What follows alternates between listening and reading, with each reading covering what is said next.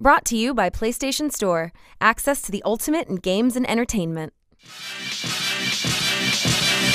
Borderlands The Handsome Collection, Halo Master Chief Edition, Grim Fandango Remastered, Resident Evil Remastered. I have a lot more written down here, but God, there's a lot of remasters lately. What's the deal with that? Joining me on the couch to talk about that, I have Alexa Ray Correa, Peter Brown, and Justin Haywald. Hello, all. Hey. Hello. Name some other remasters that I missed. Final Fantasy Type 0 HD. Devil May Cry 4. Okay, good. Resident Evil HD. Did we say that? I totally said that one, but it was not the right title. Anyways, Well, I mean, you're saying a lot of remasters that serve different purposes. Like some remasters are, like Grim Fandango is something we hadn't seen in years, like decades. Like that was something that this is the first time that so many people got a chance to even experience this game. Whereas some games like Grand Theft Auto is technically a remaster of the 360 PS3 game, but that came out like last year. so what purposes does a remaster serve? You named one, resurrecting a game that's from way far back, but that's not what all of them do. Or, like, Type 0 has never been released in North America, so HD was its first North American debut. Reaching new audiences, be it in new regions or on new consoles. What else we got? Finally, you take a game that came out for a system where developers are constantly pushing the system to the limits. On the next generation of consoles, and you have a remaster, they can finally take off some of those shackles, the game will perform better and look better, and maybe play better too. And we see a big difference between some remasters that really go all out, like that just completely, in some ways, redefine the world or approach it in ways that were impossible on previous hardware. And then you also have some remasters where minimal amount of work is done, or re-releases. I guess you wouldn't call that a remaster. Earthbound is something that comes to mind, which hadn't been released in a long time, was put out on the Virtual Console. After a long absence, nothing additional is added. Like it is just literally, here's the game on Nintendo's Virtual Console, a platform that lets you experience these older games in re-released form. So the reason we're talking remasters is, Borderlands is out now. That includes a game that was, the pre-sequel came out in October, but it was actually only available for 360 PS3. Now it's on Xbox One, PS4. But God of War 3, going to be remastered for the PS4. Batman Arkham Asylum and Arkham City, rumored to be coming out by Christmas this year, with Arkham Knight coming out in the middle of this year. Now this is an interesting one because you're kind of, like, what does a remaster? What purpose does a remaster serve, and what risks does it run when you're working on the remaster of the game and a new edition of that in that series at the same time? Well, a remaster can introduce a set, like Justin was saying, a generation of gamers that hadn't been exposed to it before, like Grim Fandango, and we're getting Day of the Tentacle soon. Same thing with the Metal Gear collection that came out, I think, last year, where it was all of them together. And that's great, but some of them, like you mentioned, the Borderlands Handsome Collection, and I think that's a cash grab because the pre-sequel came out last year for previous gen, and then we're getting it, what, 6 months later? Less than 6 months later?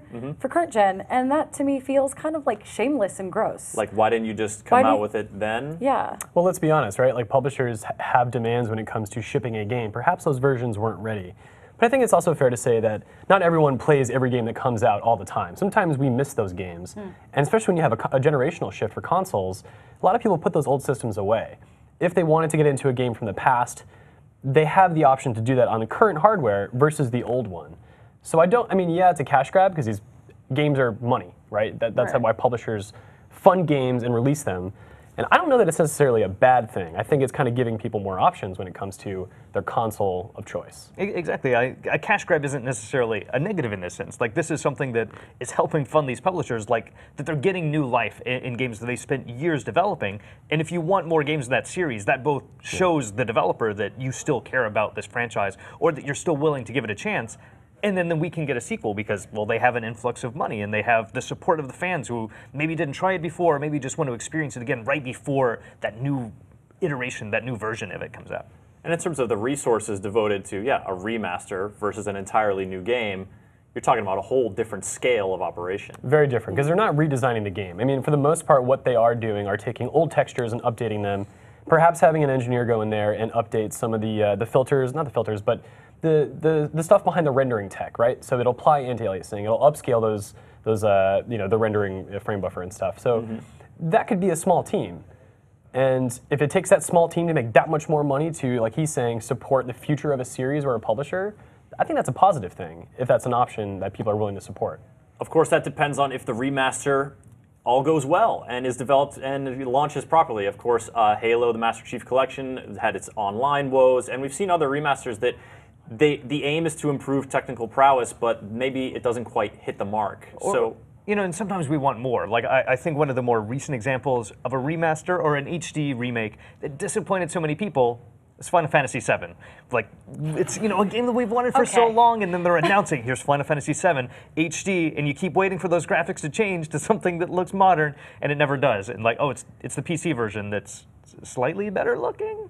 Well, the amount of money that they would have to spend to and the resources that would go into completely remaking that is just... That's any game. You mean the resources they would have to spend to make any game for a modern console that's AAA. It doesn't matter that it's the remaking of Final Fantasy VII.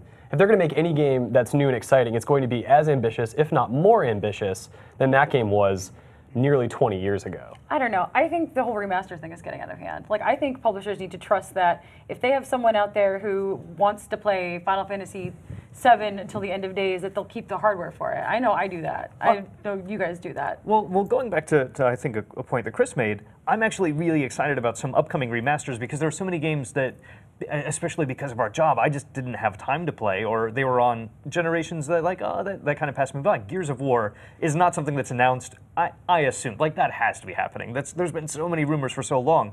And I actually kind of want that. I never played the Gears of War series, and playing it on a next-gen console sounds pretty fun. Like, I can't imagine that would be bad. Master Chief Collection is another one. I missed so many of those Halo games. I'm looking forward to just playing through the entire series on a current-gen system. I don't have to keep my older systems plugged in. It's easier to access, and I know it looks better. I know it's supported, that it's going to look right. I mean, some of them have problems when they come out, like Master Chief Collection, but given enough time and the support of the fans who are behind it, like, those versions get to be better. Like, they can replace that in my library, so I don't have to have all these machines plugged in. And again, having those old machines plugged in, you can get a copy of the game cheap and maybe play the older version of it, but you need the older machines plugged in. There was a time in this industry that backwards compatibility was a thing. It was like a brief shining moment, gone forevermore, it seems. Do you guys like remasters and backwards compatibility? Did you think publishers just saw that as sort of like, we're not making extra money off the backwards compatibility. Here's ways we can. I don't see it like that. I mean, that's got way more to do with a hardware code base issue than them saying, let's not do it that way, let's do it this way. Let's hold on to it and charge it. They would have to write so many different tools to take the language for one system to port it to another. In the case of going from PowerPC-based architecture of Xbox 360 and PS3 to the now x86 architecture of these new consoles. It's simply not financially feasible at that point. I mean, you look at the solution for the original PS3 to get PS2 compatibility was to literally put a PS2 architecture inside of the PlayStation 3. Yeah. It's like that. You're not making enough money for it, and enough people aren't using it to make that worthwhile. Whereas emulation or things like PlayStation Now, services like the Virtual Console that give you access to that back library, allow the developer to make some money off of it without losing all of that to use games, but still allow you to experience those games in a way that, for me, it doesn't clutter up my living room. Do you guys think a remaster could ever be detrimental to a series? I don't. I mean, if it's bad. If it's bad. It depends. It depends if they're marketing it as something, completely redone and polished, and then you get something that's super janky, like Master Chief Collection, or I know in Borderlands, the Handsome Collection, the pre-sequel is incredibly janky to look at. Oh yeah. So the frame, especially when you get 4 players playing that, the frame rate can definitely suffer. I guess you could sour goodwill. Yeah. It seems to be rare, but especially with the Master Chief Collection, like, I definitely recognize where everyone was so hyped and then felt so burned. And so, some of it also comes down to, do these games hold up? Like, nostalgia is such a powerful thing. Like, Grim Fandango is a game that I loved growing up, and like, I don't know if I want to try this again.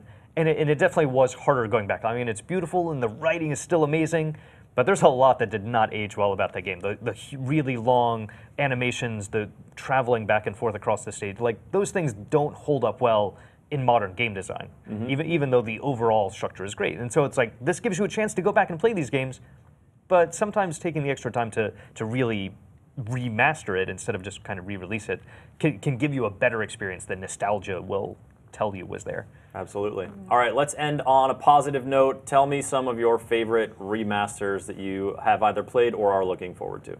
Easy. Shadow of the Colossus. Shadow of the Colossus? Yeah, it's a beautiful game, and just going from 480p to 10, or I don't know if it's 720 or 1080. Doesn't matter.